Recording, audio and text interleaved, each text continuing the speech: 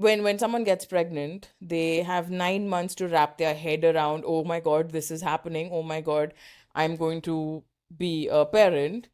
We had literally 20 days from the moment we reserved this baby girl to the moment we got custody offer. We had 20 days. So this Yeah. was right after our adoption committee meeting. So that's when you kind of have to prove to the guys at the orphanage that you are a fully functioning adult and perfectly capable of looking after this child. So you're kind of like it was literally like a performance where, like, you're pretty much presenting yourself and saying why you can do a good job. And here I was just like basically just breaking down, Yeah. and like Joanne's like just like chilling with the baby, and I literally had to pinch myself and be like, stop it, pull yourself together. Kara is the official adoption agency in India. All the orphanages and everything across all of the states in India are associated with Kara. It's the only legal way to adopt in India. If you're a mom and someone's telling you, wow, you have it all together, just tell them, no, that's a lie. And then just walk away.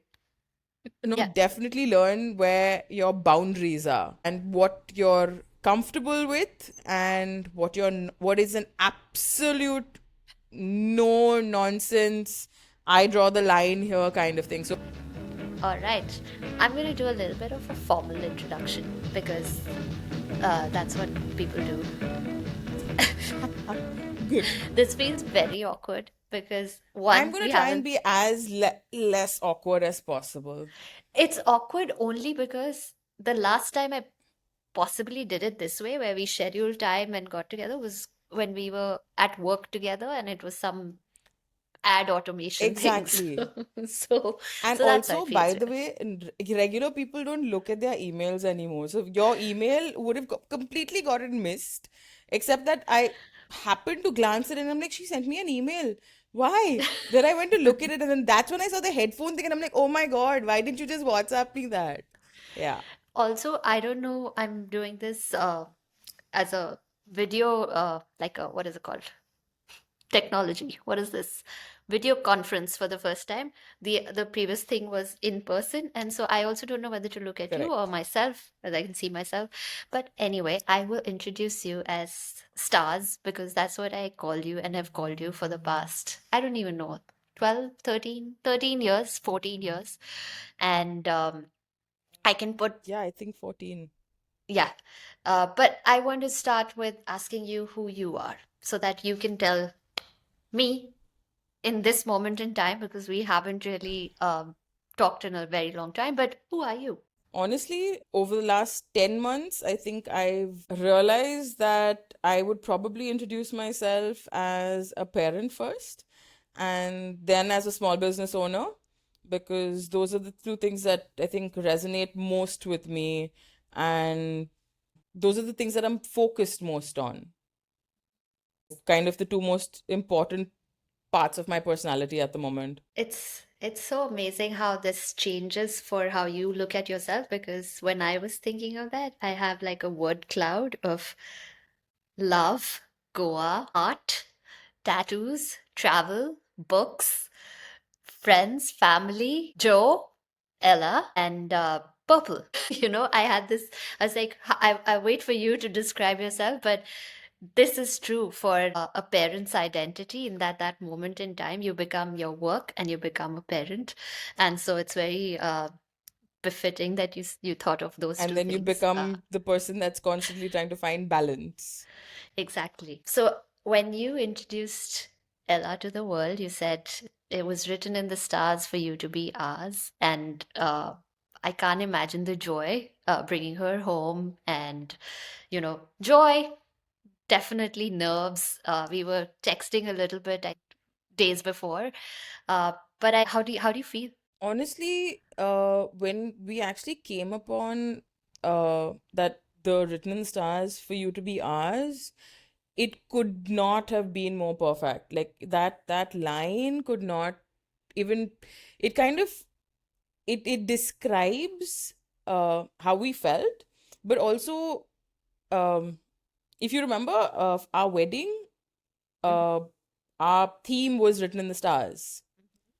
So we'd been married for like almost 7 years before we decided to apply for adoption. But when we were putting together that announcement to tell everybody that, here you go, meet our daughter, it was just the most perfect line. I don't think we could have come up with anything better to describe how that moment felt. Even today there are moments where, like, Johan will very offhandedly say something about, have you met your daughter? And it gives me pause, because it just feels, months later I'm still pinching myself, because it feels so unreal, right? Because I think when someone gets pregnant, they have 9 months to wrap their head around, oh my god, this is happening, oh my god, I'm going to be a parent. We had literally 20 days from the moment we reserved this baby girl to the moment we got custody offer. We had 20 days. It was like, I can't even tell you the kind of panicked, like, preparing your house for a 7 month old in 20 days is near impossible. So it was like leading up to that moment. I want to say it was a whirlwind, to say the least. I can't explain the happiness, the joy, the words don't feel enough to describe uh how we felt. And I'm still asking myself, is this real? Am I hallucinating? Am I imagining this? And then I look at Joanne and Ella, and I don't think there's anything that could be more perfect. Like, the two of them are so, Daddy's girl. that's I mean, that's not even like, they're smitten with each other. Like, it's Cute. amazing. They're so smitten with each other. Like, I could leave the room and neither of them would even notice, I feel sometimes. It doesn't feel very great, but it is amazing to see them together. Like, I think from the moment we met, actually, like from the moment we first met her, she didn't hesitate to come to us. I was a complete mess. Like, when we met her the first time, I was a complete mess. Like, I was just bawling my eyes out. But yeah, they were just like chilling together. She was just sitting on his lap. She was always meant to be there. And I'm just looking at them. And then I'm okay, you need to stop crying, because everyone around you will probably think you're a crazy person. So, like, gather yourself. So, yeah, I Yeah, I want to it, talk to I, you about that it's feeling unbelievable. of what you said about every that feeling of being overwhelmed, crying, but also I have to keep myself together and I'm Yeah, responsible because, for like, this there are thing. people. Yeah, and also because, like, these are the guys who are gonna kind of decide whether you're fit enough to do this, right? Like, Yeah, because so this yeah, was right after our adoption committee meeting. So that's when you kind of have to prove to the guys at the orphanage that you are a fully functioning adult and perfectly capable of looking after this child. So you're kind of like, it was literally like a performance where, like, you're pretty much presenting yourself and saying why you can do a good job. And here I was just like basically just breaking down. yeah, And, like, Joanne's like playing with the baby, and I literally had to pinch myself and be like, stop it, pull yourself together. yeah, yeah. And yeah, it This was this it was speaks to beyond. how we're wired differently as men and women, and these days it's not politically correct to call this out too much, but it's true. No, it's absolutely true. Yeah, I see it in the way Manu plays with the kids and I play with the kids, or I'm feeding them, he's feeding them. Everything is different in how we approach it and how they approach it with us. And some of Absolutely. it has to play with the fact that one is mama and one is papa. So you talked about the journey to that moment when you know, talk to me about the journey before that. And I'm sure those tears and that joy and sense of overwhelm was all because it was leading up to that moment. So, just when did you decide to adopt? How difficult it is to adopt in India? I'll just say this much that, at least for me, as someone who doesn't know enough, Sushmita Sen has been the the icon of it, and comes from a whole lot of privilege. Very inspiring woman, but I can't imagine the kind of access she has, and she paved the way as far as single moms go, I believe, back in the day. But I think for the non-glamorous side of this, for the parts that we don't get to hear and see, and for anyone having that feeling of I really want to adopt a baby, where do I even start, and who can I say this to such that they just come help me out a little bit to get started on this journey? That's the objective, really, of putting this out for both of us, I think. So maybe we'll go into that, just your journey to how you made the decision, Absolutely. steps it took, and then where you are today. So, if I had to rewind to about maybe a little over a year ago, where Johanna and I actually started discussing applying for adoption. Initially, if I'm being perfectly frank and perfectly honest, I was pretty closed off to the idea because I just never stopped to consider it. It was not that I had any hang-ups about it. It was not that I had any like negative sort of feeling towards it. It was just that I'd never stopped to consider it. I'd always thought that Johanna and I would have a child. I just assumed we'd have our like a child on our own. I never stopped to consider applying for adoption. And when we did, it was as simple as why not? I mean, you can achieve exactly the same thing. It's just a different route. The end goal is still the same. You end up completing your family. You're just doing it a little bit differently than others.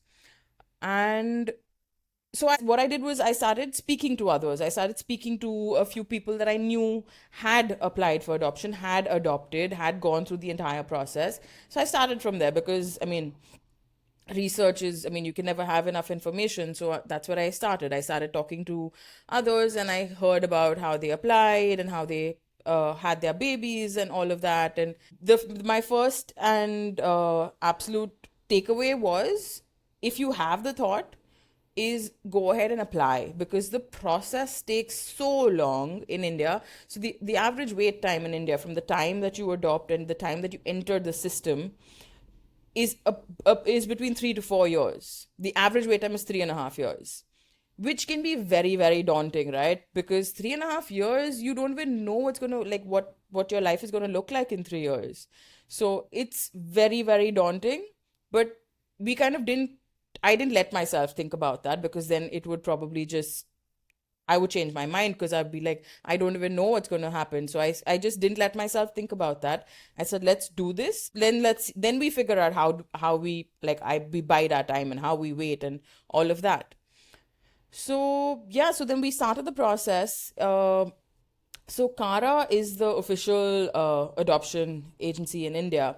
All the orphanages and everything across all of the states in India are associated with Kara. It's the only legal way to adopt in India, and it's a streamlined process. So basically, Kara took over about somewhere around 2015-16 in India, and since then the entire adoption process has been streamlined. But the thing is, it's not a perfect process. Everything still takes time. The pandemic came in the way. There are so many kids in the system that are still waiting to be adopted. Also because the older kids don't get as much should I say importance or weightage because everybody's waiting for a baby. So one thing to remember when you're applying, so you can apply as a single person or you can apply as a couple. The thing that makes a difference is your age. Your cumulative age kind of decides what age group you are allowed to apply for. So, for example, when Johanna and I were applying, our cumulative age was 68.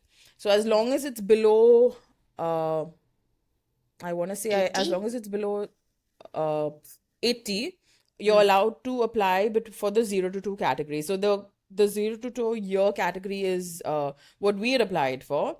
And we didn't pick a gender because basically if you say that you want a boy or you say that you want a girl, it kind of decides your standing in the line. So if you don't specify a gender, you have a better you have better odds basically. Sure. So yeah, so then we applied, luckily we had all our paperwork in order. I think so the thing is, when I think about it, it, like, I keep asking myself, what if we thought of applying earlier? Maybe we could have had a baby earlier. But honestly, I don't think we were ready earlier, because at the age that we applied at, I felt like the reason I keep thinking that Written in the Stars is perfect is because we were in a very comfortable position in terms of uh we have our own businesses. We live very comfortably. We were very ready. Basically just ready for Ella to come into our lives, because when I looked at our application, Yeah. I just felt that we had such a strong application, because we had a network of friends, we had our family, we were financially capable, right? That's Yeah. something that, I mean, so I remember a friend actually saying to me that, no one asks anyone who's having a baby how much money you have in the bank. So it's unfair that you're being asked how much money you have in the bank before you get a baby. And it's true, it's unfair, but we basically had to prove our worth, quite literally. I don't think I've ever looked up my investments, my savings, my stocks, my this and that. We basically scanned everything that we had and we put it together, and we were like, you know what? Not bad, yeah. Like, not bad, honestly. Like, it's quite happy that, we're like in this position where we can at least say that, you know what, you can trust us with this. Also, because we'd had experience with kids, right? Our brothers, Johan's brothers, my brother, we have several nephews and nieces, and we've had hands-on experience with them. So it's not like we'd be completely lost when someone handed us a baby. We've been changing diapers for like the last 8 odd years. You've been you've been sort of I don't want to say you've been like a mom to me, but I think even in our friends circle, you're like the nurturer. So I don't think you would ever need experience. You're just a born natural nurturer. So yeah, I just wanted to say I would have probably, honestly, I would have probably mocked that if it hadn't been for the that. last few months where I can actually be like, okay, you know what? That's a compliment. I will take it. So you're right. You are right. It is something that I think I do without actually thinking about it. Sorry, I derailed you with my compliment. You made like you applied and then there's a wait till they get back to you. And you specified a bunch of things that made your application So pretty essentially, strong. when you apply, essentially you upload all of your documents as it's a bit of a, I mean, it's a clunky website. You upload all your documents and everything, and then you have to go meet your local. So you basically have to pick your nearest agency. So you go there, you apply, do everything, and then they schedule something called a home study, which is basically your social worker will come over to your residence, and just to verify that this is actually where you stay, who do you stay with, and they look over all your documents and stuff and make sure that everything is in order. So one thing that, like I said, we were very sorted in the sense that all of our documents were all in order. Like our addresses, like our passport, our Aadhaar card, everything had our current home address. Because otherwise, you need to make sure that all of that is in order, because that's what most people scramble to do. Because especially after getting married, they've not changed this address and blah blah blah blah blah. Sure. So we had all of that in order. Like everything, literally all our paperwork was perfect. Yeah. So we applied in August of last year, Mm, and we had our home study in September. mm, And it's usually about 3 weeks after you apply. So September we had that. We like our social. I mean, it felt like an interview where she came and she like sat with us and had coffee, and she had a whole conversation about why you're doing this and what are your intentions and why adoption and blah blah blah, and is your family okay with it, do you have a support system? And she was really nice, she was very very sweet.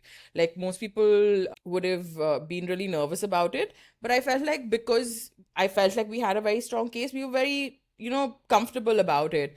And I thought it would be like maybe a half an hour or a 1 hour thing max. She was here for 3 hours. She was just chatting with us. Literally, she was just chatting with us. And of course, also Goa being the tiny place that it is, we realized that where the orphanage is actually is next door to where Johan's aunt lives. And it turns out that she is BFFs with Johan's aunt. So it was, of course, tiny world and Johan just knowing everybody and being related to everybody. But yeah, Yes, he knows so everybody. I can plus one that. I remember yeah, when any restaurant we went to in Goa, anybody we met, they were like, "Hi Joe, hi Joe." He knows absolutely. everybody. Yeah, So it was just not surprising at all. And yes, in fact, the funny thing was that we'd started telling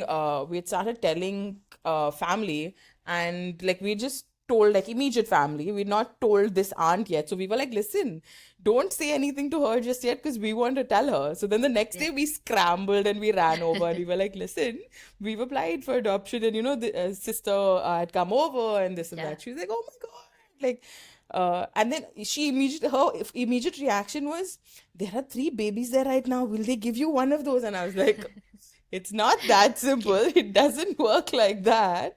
yeah. But yeah, it was. Actually, I want to But ask you that. honestly, like, One tell thing me. about that is just like I'm sure you did you get any resistance from family or, anyone who just didn't understand? Because that is something that I'd imagine maybe or So not. I think, I mean, I know that there are people who probably wondered, because the thing Yeah. is, we were not very forthcoming with information in terms of what we'd been doing up till that point. Like we'd not mentioned to anyone about trying or not trying or anything about that. Yeah. But I don't think anyone at all asked us about why or what and how come or any of that. That's great. Everyone, literally everybody, like right from our friends to our family, literally everyone was overjoyed. And that's also because of how we are, right? Like Yeah. everybody knows how much we like kids and how fond of them we are. And I mean, not to be like cocky or anything about it, but both of us are really good with kids because like we actually enjoy spending time with kids. Yeah. So Okay. like no one was surprised that we were just like doing it differently, but everyone was really really supportive. Like in fact, I mean, I can show you the letters that we had people write. So one thing that you have to take to your adoption company meeting is actually reference letters, where they ask you to ask your friends and family, or like you have to take about three. Actually, every agency has different requirements. We were supposed to take three, and I was Mm. like, it's not fair that all of these guys have so much to say, Yeah. and if we don't ask them, everyone's going to be like, why didn't you ask me? So we took about 8 or 10 of them, I think, because Yeah. like my brother wanted to write one, my friends, there were so many of them that wanted to write. And like it was as simple as that. Like for us, like everyone was just like kind of just willing for it to happen even after we applied. Like I still remember uh when I told my friends that we had reserved Ella. I think one of them cried for like 2 hours straight because she was like, I can't wrap my head around the fact that, I thought this was going to take 3 years, and now you're telling me that like Doing it. she just cried. Yeah, it like I was a mess too, but like for me, I was thinking of everything very practically in terms of, okay, what do I need to get done in order to like make sure that this process is as smooth as possible. Yeah. But yeah, in like everyone was just really, really, really, really supportive. Like everyone had questions, obviously, about how and what and Yeah. all of Yeah. that, but everyone was incredibly supportive. So you had committee, application, home study, So, committee meeting. uh, no, no. So application, home study, and then you wait. After Mm, that, so your home study gets approved, mm, and after that you wait. Then it's just a wait. So you have to think of it like a waiting line as such. You get mm. a it's kind of like a number which changes. Referrals go out. So Yeah. the profile of a child when it is sent to you, it's called a referral. Okay. So you have I think it's I think it's 2 days to decide whether you want to. This is when it's your turn. So say for example, you've been waiting for 3 years, and then you receive the profile of a child. So that's your first referral. You have, I think, either 24 hours or 48 hours to accept it. If you decide not to, then after 30 days you get another referral. Then again you decide whether you want it or you don't want it. And then if you say a no again, then after 30 days you receive another. And if you reject that too, then you go to the back of the line. So that's how the waiting line actually works. But so like I said, right, we applied end of August. Yeah. We had our home study in September. And then after that, I was just like, okay, now what do we do? Like, now all the hustling to get everything together, getting all your paperwork and everything uploaded and everything done. And, I think we cleaned our house for like 2 weeks straight, by the way, before the social worker came over. Like 2 weeks straight, we were just cleaning the house, like making sure it was presentable because we thought she'd like, walk around or something. She entered the house, she sat on the couch, she spoke to us for 3 hours and she left. And then I was like, she didn't even look around. And Johan's like, I told you you didn't have to reorganize your closet for this, but yeah. Okay, it was an excuse to clean the house anyway. Yeah. But yeah, so then after that it's just a wait. And I was Yeah. I could I then I that's when it kind of hit me because I'm like, okay, now what? I think at one point when I looked at the number, it was like 3,000 something. And I was Mm. like, okay, this number's barely moving. I think a month later, it had moved like by some, I think 50 spots maybe. And the number keeps fluctuating, it keeps going up and down. So after a point, I decided I just wouldn't look at that number. But when I told you I'd spoken to like other people who had applied, right? Several of them kept telling me to have a look at the special needs list. So there's something called a special needs list and there's something called an immediate placement. The immediate placement is I think it's like a 7 day list where they keep updating so there are different days. So one thing really great is that the adoption community is really helpful, like incredibly helpful. I understand it now being on this side of it because Yeah. you want this to happen for others because you know it has happened for you and you believe that it can actually happen. Yeah. So Is it a Facebook group? let me talk a little bit more about the special. No, no. So there are lots of WhatsApp. There probably are Facebook groups actually. Okay. Actually, wait, there are Facebook groups for sure, but the WhatsApp groups are the ones that are really, Okay. really supportive. So what a lot of people have done is, as per the year you've applied, there are like support communities for those. So they're called PAPs. They're prospective adoptive parents. So okay, so the special needs list is how we actually basically ended up skipping the line. So I told you, okay, so we were in November, and Johan was traveling because he had a game out of town, and a friend of mine from the adoption community messaged saying the special needs list has been updated. Why don't you take a look? So I said, okay, I'm not doing anything right now. Let me have a look. Give you a heads up, the special needs list has everything from uh, babies with severe disability and severe disorders to like even like 8 and 10 and 12-year olds with like who are disabled, and like it can range from something as simple as a a learning disability to a very severe physical disability. So every other time that I've looked at the special needs list, I could not imagine myself being able to manage anything like that. So this one time I was like, okay, you know what? Let me just check. So I opened the list and I was just glancing over them, and which is when I came across the profile of this baby girl. And so the basically when you see the profile, it gives you the details of the baby, it gives you the medical reports of the baby, and it tells you why she's on this list.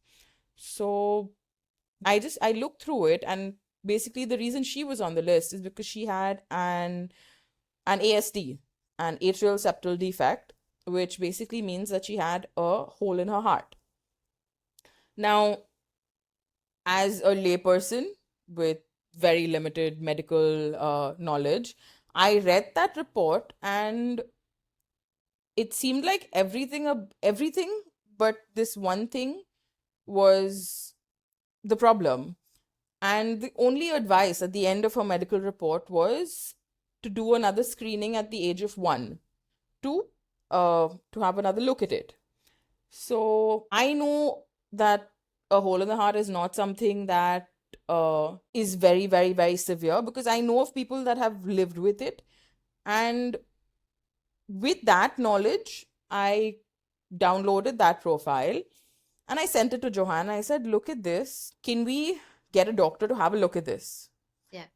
So luckily for us, we have doctors in our immediate family, as well as like immediate connections. So Yeah. Johan sent the report to one doctor who's also a pediatric cardiologist, and he was able to send it to him and then call him up immediately and say, can you please have a look at this, because we are considering this. Yeah. And he immediately said to Johan that I've looked at it and it looks absolutely manageable. It is something that usually would heal by the age of 2 years old. And if it doesn't, there's a very simple procedure that we might have to do. We don't even call it a surgery. It's a very simple procedure that we can do to fix it. So if you want my go ahead, you have it. Please go ahead with this. Yeah. So with that confidence, and then I spoke to another like a cousin of Johan's as well, who's a doctor, and he also said, please, please, please go ahead. Yeah. And the other doctor, who is also Johan's cousin, but also a friend of mine, she was traveling at the moment. Like, she was actually in New Zealand at that time.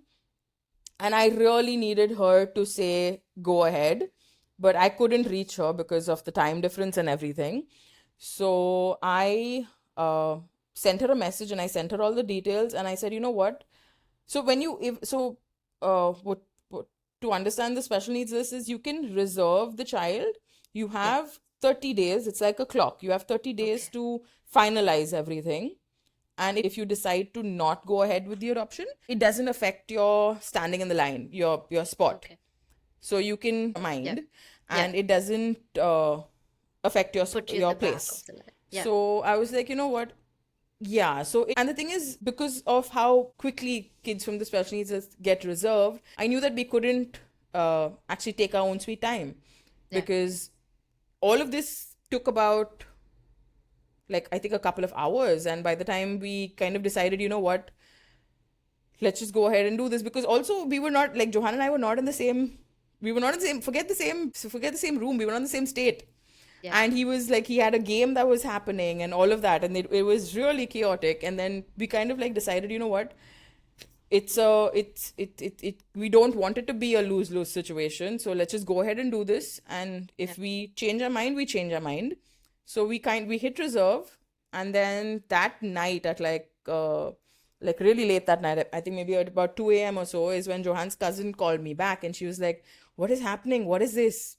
And then I made her look at the reports and everything, and she said, like, she gave me like a resounding yes, saying, please, this is something that you guys are completely capable of managing. I have like full faith in you guys, so please Yeah. go ahead.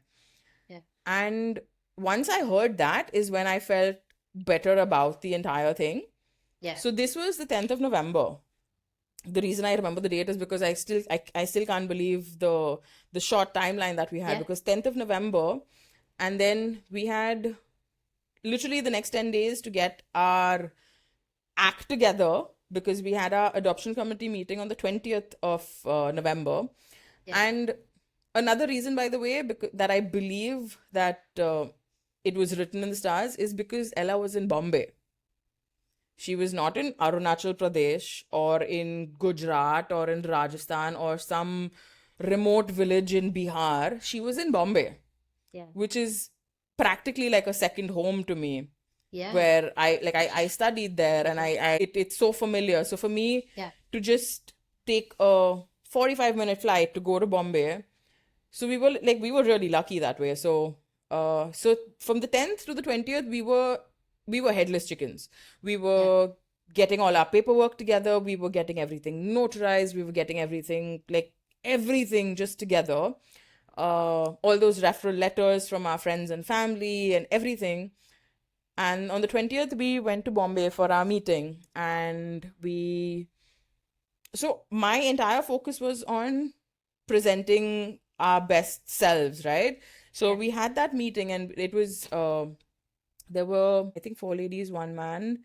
And it was like, again, because Johanna and I are both very social and very talky and very chatty, I think we were not as worried about it. But essentially, they asked us about ourselves, they asked us about our families, what we did, how would we manage, and blah, blah, blah, blah, blah. And we were very clear and very upfront with them about, uh, we're not new to this. It's not like you're going Yeah. to trust us with a baby and we're not going to know what to do, and we're going to be running helter skelter.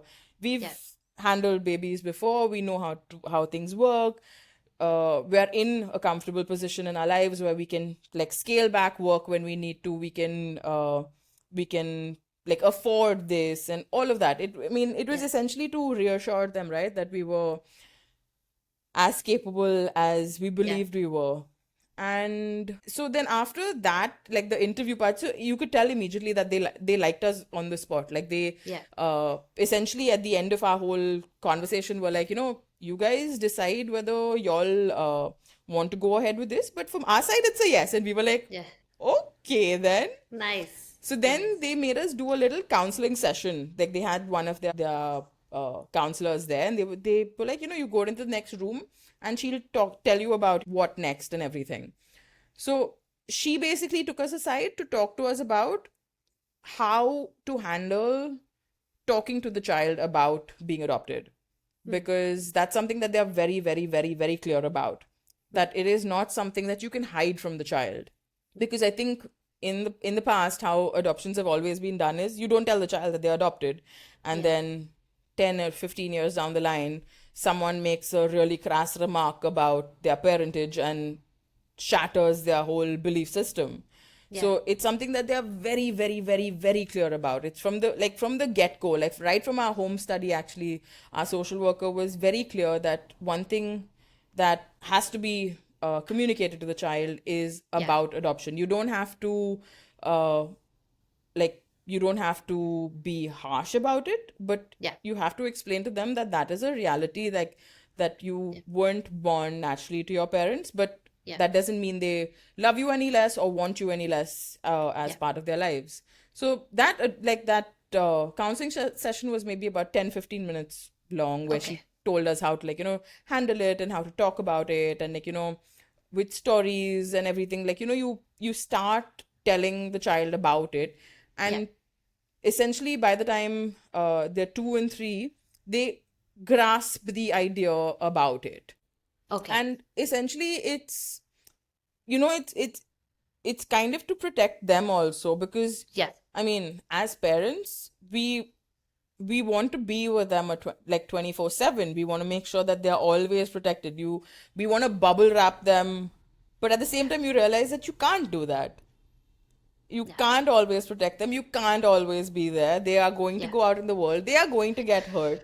But Yeah. all you can do is make sure that they're as prepared and as secure in your love and your everything, that Yeah. they shouldn't have a moment of pause to even Yeah. wonder whether, wait, what?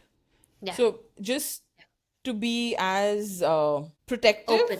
without and like yeah, still being open with them.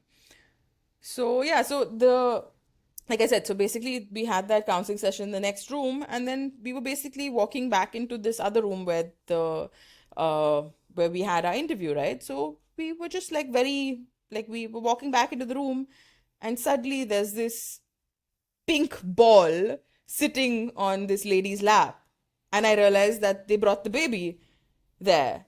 So I walk into the room and I see her, and I just immediately start crying. And Johan immediately goes happily and picks her up and like is like fully like having a conversation with her, and I'm just standing there and I'm just crying. Like just like crying. And I'm looking at them and I'm like, wait, what is happening? I didn't know they were bringing the baby. Like, what? And then again, like I said, I had to get myself to calm down and this and that. And I picked her up, and then like, like it just felt so strange.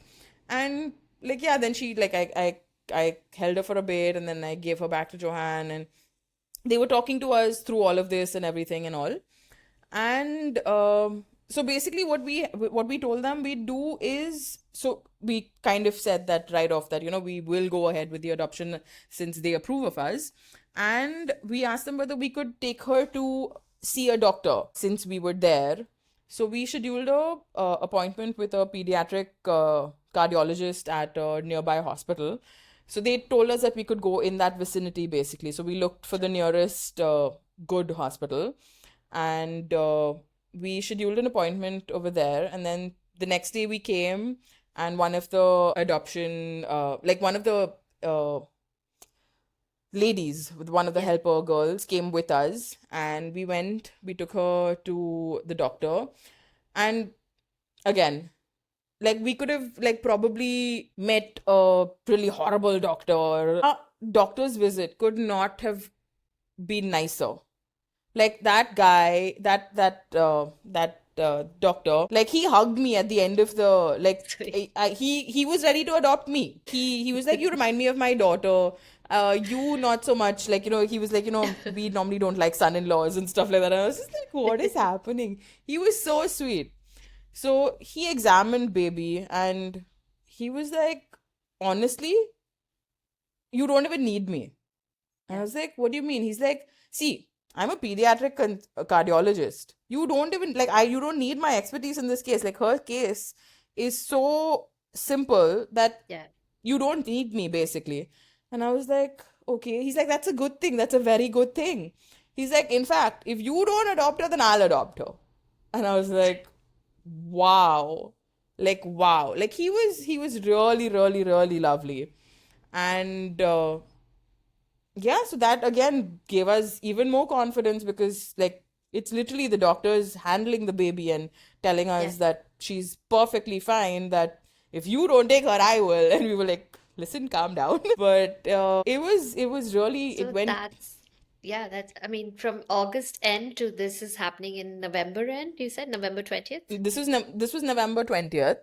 Mm. And so then basically so the thing is, adoptions across the country uh have to still go through the legal system, right? So we still, Mm. so Bombay, so the state of Maharashtra has it a little bit differently than the rest of India, because the district magistrates are allowed to pass a judgment in the case of an adoption order. But because Bombay does it a little bit differently, we still needed the High Court to pass an order. Yeah. So these things normally take their own sweet time. So we were on the 20th, we spoke to them, said we gave our formal acceptance. The next day, we went and took baby to the doctor. And they told us, just give us a few more days to get all our ducks in a row. Yeah. And as soon as we have that, we will give you, it's called pre adoption custody, pre-adoption Okay. foster care. So essentially, we were going to get custody of her before our Mm. court order, right? Mm. Because the court order can take like its own sweet Yeah. time to come. So then we basically came back to Goa Yeah. and were twiddling our thumbs, waiting to see how long this would take. I think I probably harassed that lady as often as I deemed was Oh. safe to do. And in that time my friends organized a baby shower for us and this and that. We were still like getting as many things together as possible, that like toys and books and clothes and uh, a chest of drawers, and just like preparing our house for an infant and a cot for her and everything. And then I think like about a week later is when we got a message from them saying, please come back to Bombay to pick up the baby. And we were just like, oh my God, oh my God, oh my God, it's happening. And so the 30th of November is when we went back to the orphanage and we picked up our baby girl. So from the 10th to the 30th, 20 days, we went from being just Tara and Johan to being Ella's parents. I think we've to say that like our journey has been a complete whirlwind, it doesn't even begin to cover it, because also we've been so incredibly lucky with everything, because normally the court order can take anywhere between, they told us it'll take maybe a month or two, and I was like, you know what, as long as we have custody of the child, you can take your own sweet time, you can take 3 months and 4 months and whatever, it doesn't matter, right? We have, like, she's with us. In a month we had it. So Jan 5th is when we received our the court order, which Yes. said legally she was ours. Like, her name was, like, basically with that court order is how then the agency goes and applies for the birth certificate. Yes. Basis that. So of course that took its own sweet time because of elections in Bombay and this, that, and the other. But so we got our court order in Jan, and then we got her birth certificate in April. And the first thing I did was use that to apply for her passport. But yeah, and then we got her Aadhaar card and everything done. But Yeah. yeah, as of April, we have her birth certificate with like our names as her parents on it. So And April is her it's one year surreal. birthday, right? She Yes, Her that is birthday's April. correct. So right Yeah. before her birthday is when we got her birth certificate actually. So it just, all of Yeah. it just felt so right. Wow. I can't imagine in those, you're right now speaking about it 3 or 4 months after it all came together. You're probably sensing it, but in those moments where you were waiting, refreshing a page, waiting for a message from, that doctor who was traveling in New Zealand, all those things, I can't imagine. And that's probably what, when you finally picked her up or saw her and they said, okay, you can, you can have her or she chooses you today, and from here on. And so I can't imagine how that must have felt. I am going to change the pace up a little bit to get to this part. If you have heard the Imran Khan podcast, then you know that I do the anti-rapid fire. So I wanted to do that with you before we close out. Um, and so, Sure. which is basically that I don't want you, I'm not fancy. I don't have a suit on with fanciness like Karan Johar, but I have some I think you've always been really good with recommendations. In fact, when I was looking up, just because we haven't emailed each other in forever, I just looked for your Gmail, and one of the things that popped up was in 2010. I think you sent me a bunch of books, PDFs, and the subject line was Huh. books, I as promised. So you were, I mean, that was one of my words in the word cloud. But are there any books you recommend that people read before, after, like you said, even while spending time with baby? Any book that stands out to you as this author gets it. So actually, I mean, there aren't any specific books around the topic of adoption, but there are a bunch of, I don't have the names with me right now, but maybe I can give them to you later. But there Yeah, are a couple of books that have been written in terms of like to kind of explain to the child in a story manner.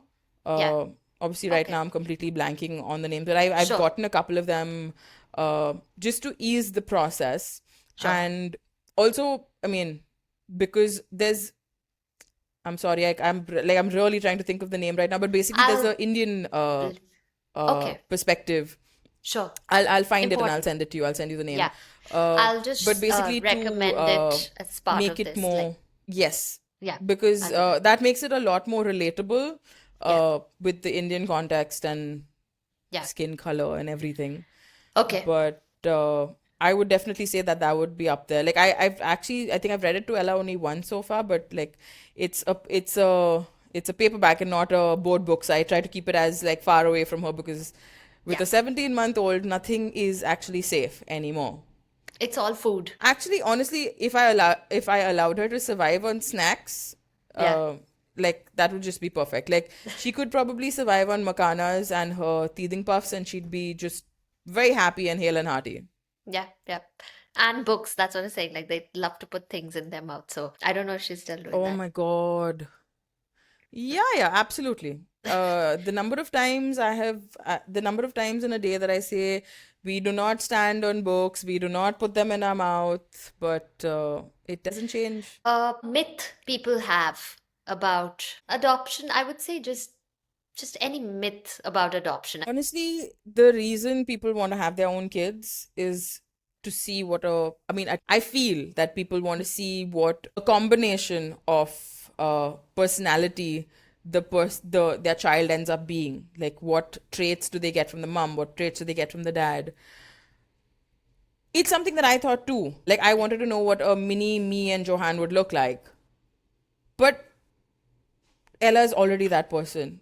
Like there are things that she does, and I look at Johanna and I'm like, she's your daughter right now. Or there are things that she does, like like she will frown in a particular way, and she will roll her eyes in a particular way, and Johan's like, she's your daughter right now for sure. So like I think it's a complete myth that you have to actually birth the child for her to be like her to be a amalgamation of your personalities, because like there are like I've had so many people say to me, are you sure you guys adopted? Because she looks just like you guys. Like she looks so much like Johan, she looks so much like you. I Like you said, it's all about the home, and what makes the home, and everybody in that home is similar or different in many ways. And so I think that absolutely. yeah, that myth, there are several myths, and I feel people create this unnecessary awkwardness around this, and that's why I wanted you to just say what you did. So thanks for saying that.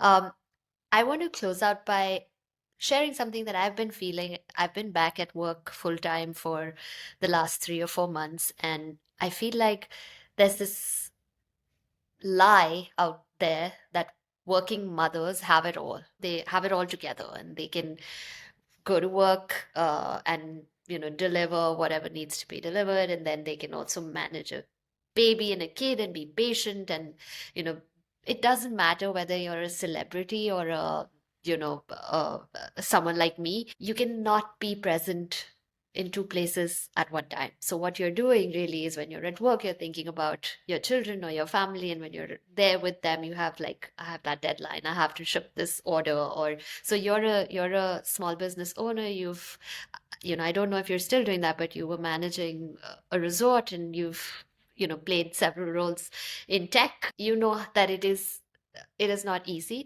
to strike this balance. How has it been for you? Absolutely. um is it a lie? How do you make it work? What's your like number one tip for how you make it work? Honestly, I would say my first and only bit of advice is to cut yourself some slack, because Mm. that's the only way that you're going to be able to, like, the balance might not be what you want it to be, because it's never going to be an ideal scenario. It's never going to be an ideal situation. You have to cut yourself some slack. I'm saying this and I know that I'm guilty of not doing it on most days.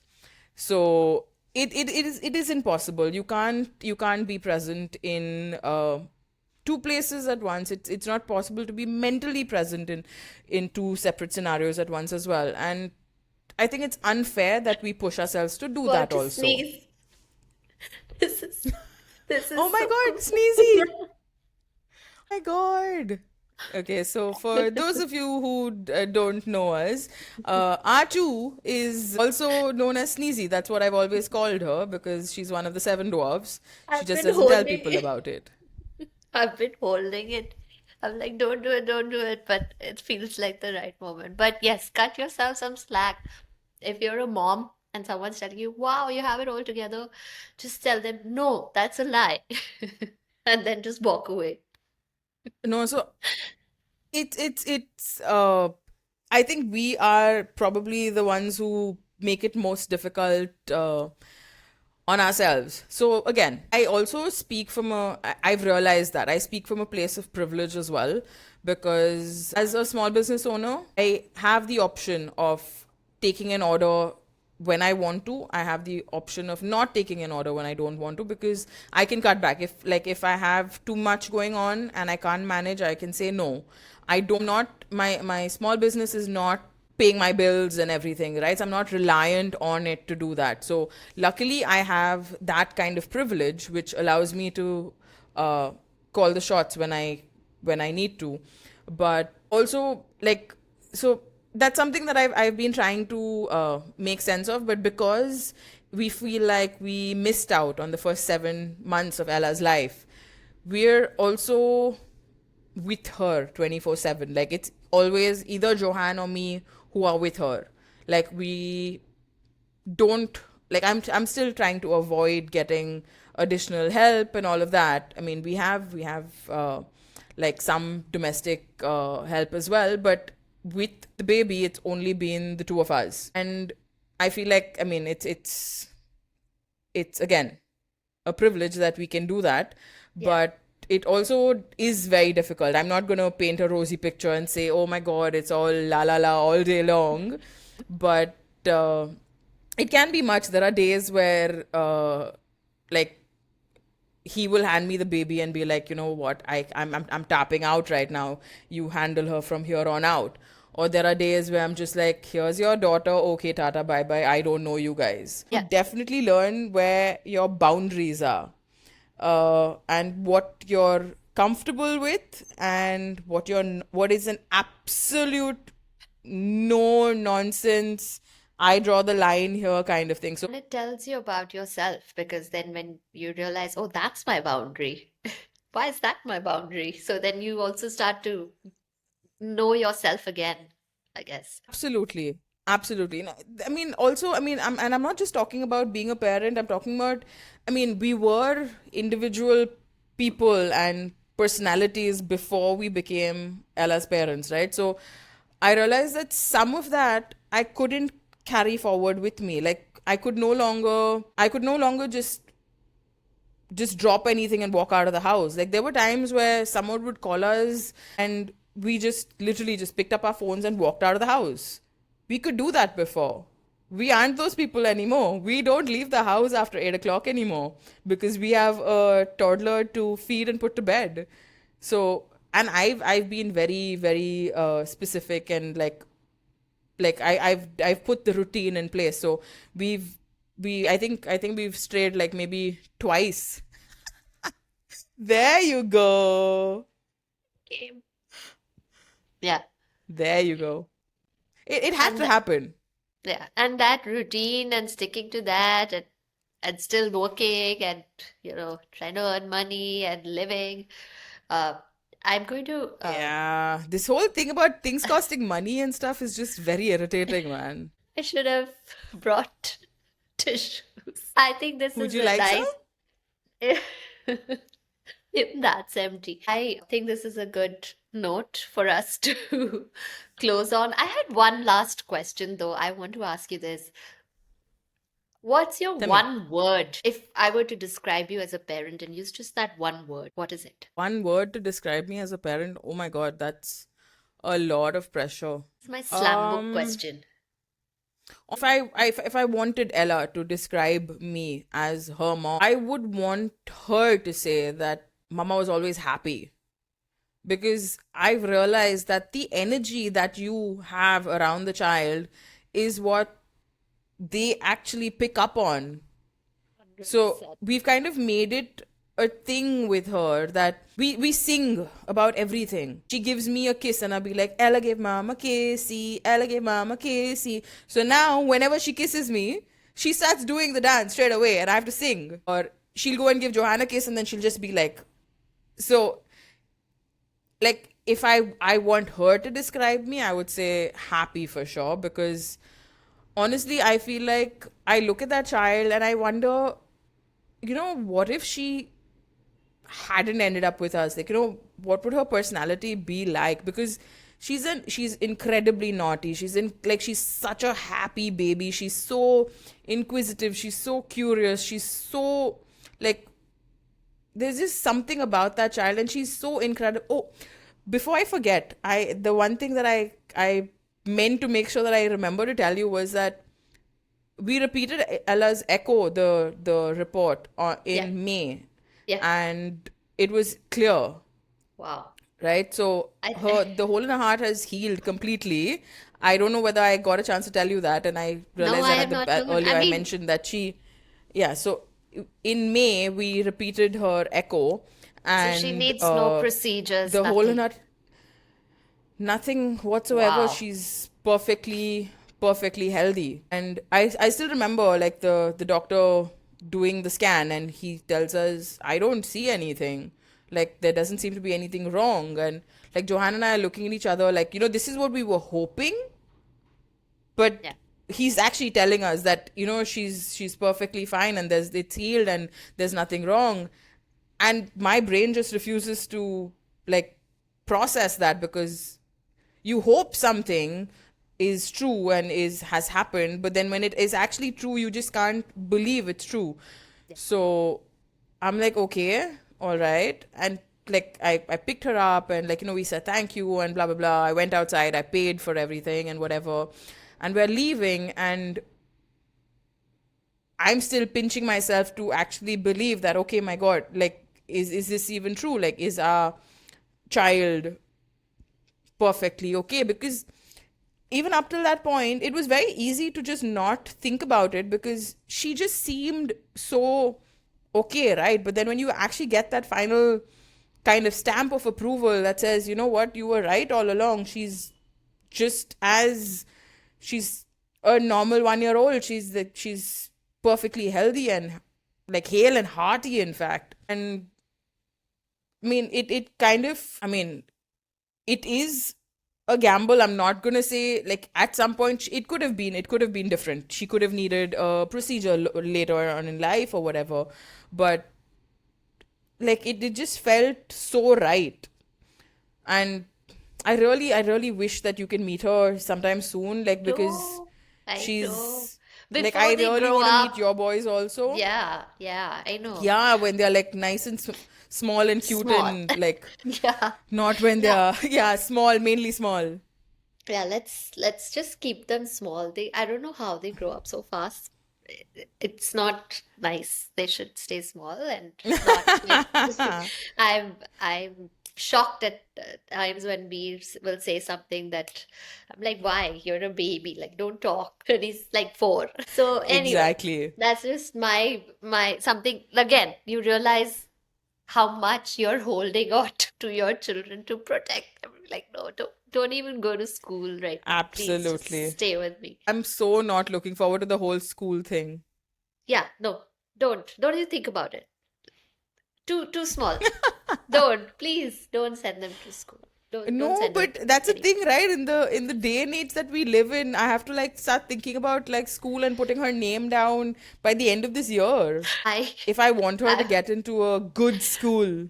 I found some school in Bangalore. One of the alum list had Winston Churchill. I sent it to Manan and I was like, this one looks nice. And it says, the kids have to be between 11 and 18 or something. So I'm crazy. Already thinking about that. I want to thank you officially. I mean, and by that I simply mean I know that you were like you didn't know what to expect, and even I didn't know what to expect. But I think what we got out of this is some really important information that firsthand. I know so many people around me who've said casually, I would love to adopt. I don't think they know what it actually takes and how much you go through, what are you know, s- the before, the after, the during, the moment it happens, and then now what you're saying, and also that little tidbit that you shared of, look at everything, look at immediate placement, special needs, whatever the lists are out there. Don't just for Absolutely. don't view it as that list is not for you because that's not something you want. Look at it and you might find your error. And Exactly. that's the biggest takeaway from this. Thank you for being so generous with your time and sitting with me and talking. And I have to say all this formal stuff. Otherwise, thank you. I'm grateful and I love you, and I'm just so happy for both you and Joe uh, for just experiencing Thank what you were you. just Thank you saying, for that you're doing. making me do Happy. this because I want this information to be available to others. I want this information to be as easy to come across Yeah, as I mean, I was lucky enough to know people who had gone through the process, and I yeah, was able to reach out to them and ask them about this, and they could tell me about it. But I would like people to know more about it. Like yeah, I had zero information about the adoption process before this, yeah. and Can people I would DM really you? like. Yes, of course. I mean, I would be more than happy The lights to. have gone Did your out lights in just this room. go? What? How? Happy Halloween. Wait, I Oh don't know goodness. why the Okay, one light second. only Just went give on. me 1 minute. I'll come back. Yeah, yeah. I think it didn't sense anyone in the room. Sorry, that was an Amazon delivery. I heard there's a sensory whatever lights. I was that still, which is unlikely, but it thought that I'm not there. What? Really? Yeah, I'm going to stop recording and then so that we can just be. You can say bye. Alrighty. Wait, I'm stopping.